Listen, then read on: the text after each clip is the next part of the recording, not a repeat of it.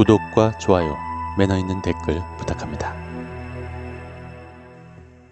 우연님께서 보내주신 사연입니다. 어머니가 성범죄를 당하실 뻔한 사연. 이 사연은 저희 어머니께서 정말 겪으셨던 사연으로 어느 정도 픽션이 섞여 있음을 미리 밝힙니다. 이야기는 저희 어머님의 시점으로 진행하도록 하겠습니다. 그날은 같은 초등학교에 근무하던 친한 선생님들과 술을 마시다 마지막은 찻집에서 이야기를 나누다 한 11시 반쯤 그 정도의 자리에서 일어났던 것으로 생각됩니다. 그런데 그날따라 평소 11시만 넘어도 부재중 전화가 10개, 20개가 쌓일 정도로 걱정이 많던 아들에게서 전화가 오지 않았더군요. 저는 그저 잠을 자나 보다 하고 집으로 돌아가기 시작했습니다. 찻집에서 저희 집 방향으로 가는 사람은 저 하나밖에 없었고 택시가 잡히는 곳도 아니었던 터라 어쩔 수 없이 혼자 걸어가게 되었습니다. 다행히 집과 찻집의 거리는 매우 가까웠기 때문에 약 20분 정도만 걸어가면 집이었습니다. 하지만 문제가 하나 있었습니다. 집과 찻집 사이엔 기차역과 지하차도가 있었습니다.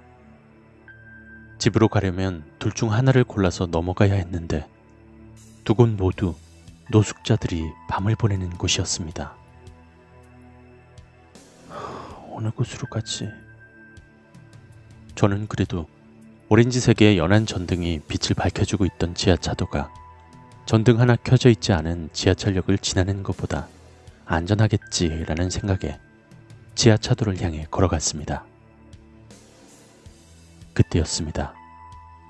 뒤에서 누군가가 저를 따라오고 있다는 느낌을 받아 흘깃 뒤를 바라보았습니다. 검정색 점퍼에 어두운 남색의 청바지, 검정색 캔버스와의 검정색 모자를 깊게 눌러쓰고 손은 점퍼 주머니에 깊게 집어넣은 남자가 제 뒤를 따라 걷고 있었습니다. 1시간 정도 차를 마셔도 가시지 않던 술기운이 확 달아나더군요. 이상하게도 평소엔 차가 많이 다니는 곳인데 그날따라 차 한 대도 지나가지 않았습니다. 지하차도 안쪽에도 그저 오렌지색의 불빛이 앞길을 밝힐 뿐 평소에 보이던 노숙자 아저씨들마저도 보이지 않았습니다. 100m 가까이 되는 길이의 지하차도를 지나 횡단보도 하나만 건너면 제가 사는 아파트가 나옵니다. 제 아파트는 총 3개의 입구가 있었습니다. 차가 다니는 정문이 있었고 오후만 되면 동네 아이들이 뛰어놀던 아파트 놀이터를 통해 들어오는 입구, 그리고 마지막으로 지하차도와 가장 가까운 계단을 통해 들어가는 입구가 하나 있었습니다. 평소였다면 계단을 통해서 집으로 들어갔겠지만 제 이성이 그렇게 하지 말라고 머릿속에서 소리치고 있었습니다. 아닐 거야. 그냥 나랑 가는 방향이 같은 사람일 거야. 마음속으로 전 스스로를 안심시키고 있었습니다. 하지만 다시 뒤를 흘깃 돌아본 순간 그 생각은 저 멀리 사라졌습니다. 그 남자는 저와 같은 보폭을 유지하고 있던 겁니다.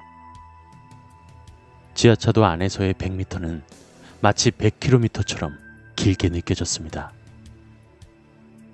저는 핸드폰을 바라보며 평소에는 너무나도 귀찮게 느껴졌던 큰아들의 걱정이 담긴 전화가 그리웠습니다.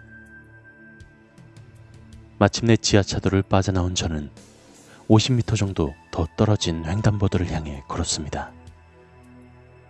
다행히도 신호가 파란불이더군요. 저는 빨간불로 바뀔까 두려워 서둘러 종종걸음으로 달려갔습니다. 아슬아슬하게 횡단보도를 건넌 저는 다시 한번 고민했습니다. 계단으로 가야 할까? 아님 정문으로 가야 하는 것일까? 정문엔 그래도 경비 아저씨가 계시겠지?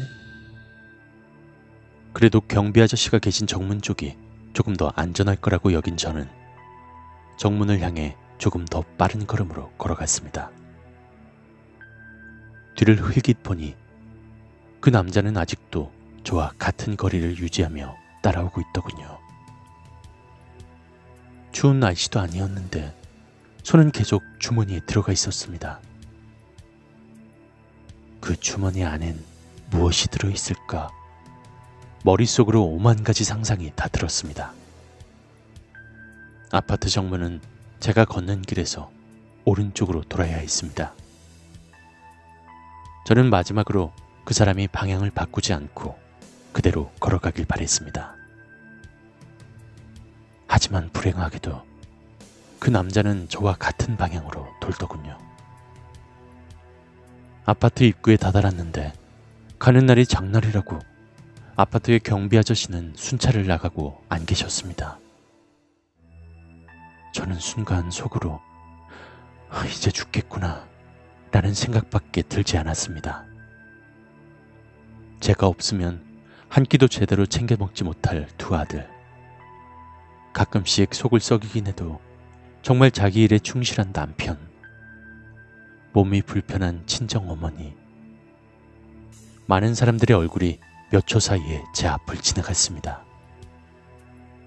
그렇게 제가 사는 라인에 다 와갈 무렵 멀리서 손전등을 들고 계신 경비 아저씨의 인자한 인상이 보이더군요. 그러자 뒤쪽에선 쳇 하는 소리가 들리며 뒤쪽으로 몸을 돌려 달려가는 소리가 들리더군요. 저는 그제서야 살았구나 하는 안도감이 들며 바닥에 주저앉았습니다. 아이고, 민우 어머니 괜찮으세요? 저를 부축해서 일으켜 세워주셨습니다. 저는 연신 감사합니다, 감사합니다를 연발하며 경비 아저씨의 부축을 받고 집까지 올라올 수 있었습니다. 그리고 며칠이 지난 후 학교에서 동료 교사분들과 회의가 끝나고 수다를 떨다 성범죄자에 관한 이야기를 들을 수 있었습니다. 다행히 그 범죄자는 성폭행 미수로 그쳐 잡혀 끌려갔다고 합니다. 그날 저를 따라왔던 남자가 이 성폭행범은 아니었을까요? 만약 맞다면, 그리고 그때 경비 아저씨께서 절 발견하지 않으셨다면 저는 어떻게 되었을까요?